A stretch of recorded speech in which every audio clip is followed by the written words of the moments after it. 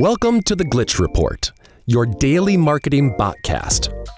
Brought to you by Leadpages. Here are our hosts, Kai and Luna. All right, so today we're diving into some pretty interesting marketing news.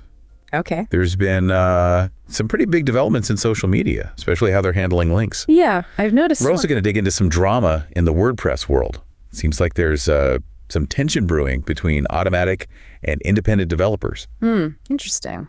And to top it off, we'll wrap up with some fresh insights into how the LinkedIn algorithm actually works, like straight from the horse's mouth. Sounds like a plan. So let me paint you a picture.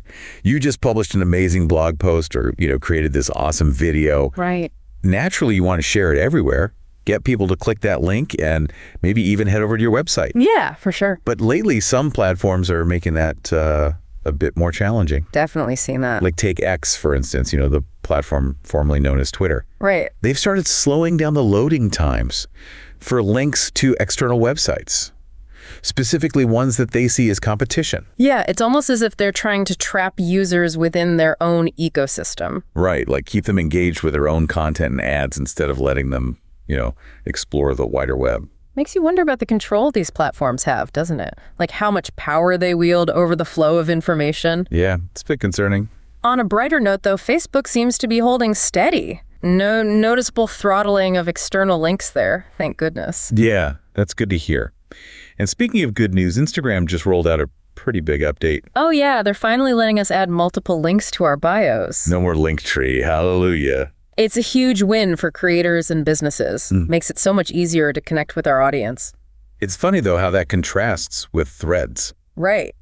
Their text-based app. You'd think a platform designed for text would be perfect for sharing links. Exactly. But nope, no clickable links on Threads. Makes you wonder what their long-term vision is for that app. It's interesting, right? Maybe they're trying to cultivate a more conversational vibe, like focusing on engagement within the platform rather than driving traffic elsewhere. That could be it. Meanwhile, over on TikTok, they're all about e-commerce. Oh yeah, fully embracing the shopping experience. It makes sense given their audience. Totally. It's all about instant gratification for that younger demographic. True. So I'm curious, where do you usually share your links? Well, I think it really depends on the content and who I'm trying to reach. Okay, yeah. For instance, if I'm sharing something visually appealing, Instagram is usually my go-to. Makes sense. But for long-form articles or industry insights, I tend to favor LinkedIn. Right, because it's a more professional audience. Exactly. It's all about understanding each platform's strengths and tailoring your strategy accordingly. Makes total sense. Speaking of challenges, though, let's shift gears and talk about what's going on in the WordPress world. Uh-oh, what's brewing? Well, it seems Automatic, the company behind WordPress.com, is in a bit of hot water. Really? Yeah. What happened? So they released a new plugin, and it's free, which is usually great, right? Yeah, free's always good, usually. The problem is, this plugin is almost identical to a paid plugin created by an independent developer. Oh no, that's not good. Yeah, a lot of people are accusing Automatic of undercutting this developer and basically stealing their work. Ugh, that's rough. It raises some serious ethical questions about open source software. Right, it's supposed to be about collaboration and free access, but this situation kind of muddies the waters. For sure. Like, on one hand, you have the ideals of open source, and on the other hand, you have developers who deserve to be compensated for their hard work. It's a tricky balance. It really is. And I think this situation could have a ripple effect on the open source community as a whole. In what way? Well, it might make some developers hesitant to share their work freely. Right.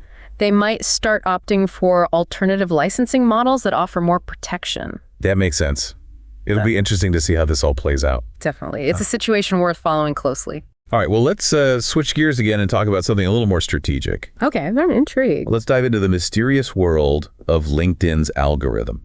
Ah, the elusive algorithm. Everyone wants to crack that code. Well, believe it or not, LinkedIn has been pretty transparent about what their algorithm likes. Really? They're not usually known for being so open. I know, right? But they've explicitly stated that they prioritize content that provides value to their users. Makes sense. They want to foster a professional environment. Exactly. So think industry insights, career advice, thought leadership, that sort of thing. So basically, no more engagement bait or those cheesy, like, if you agree posts? Yep, those days are over. Good riddance, I say.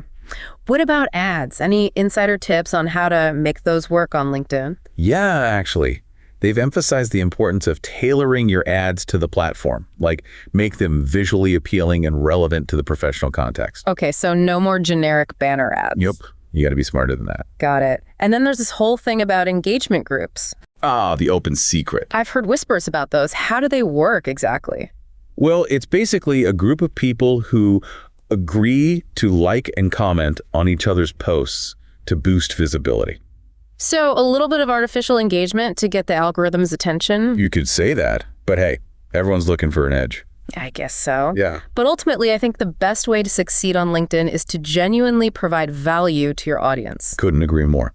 It's about building relationships, not just chasing algorithms. Well said. So it seems like in today's marketing landscape, we need to be savvy about so much more than just creating great content. For sure. We need to understand platform dynamics, ethical considerations, and these ever-evolving algorithms. Yep, it's a lot to keep up with. It is, but I think it's also an exciting time to be in marketing. There's so much potential for innovation and connection. Totally agree. And as we wrap up, I want to leave our listeners with a thought-provoking question. Yeah, hit me. If these algorithms are increasingly favoring value-driven content, how do we define that value? And who gets to decide what's truly valuable in the digital age? That's a great question to ponder. I don't think there's an easy answer. Exactly. It's something we all need to think about as we navigate this evolving landscape. Well said. Well, on that note, I think it's time to wrap up this deep dive. Sounds good to me. Until next time, folks, stay curious and keep on learning. And keep creating awesome content. Absolutely.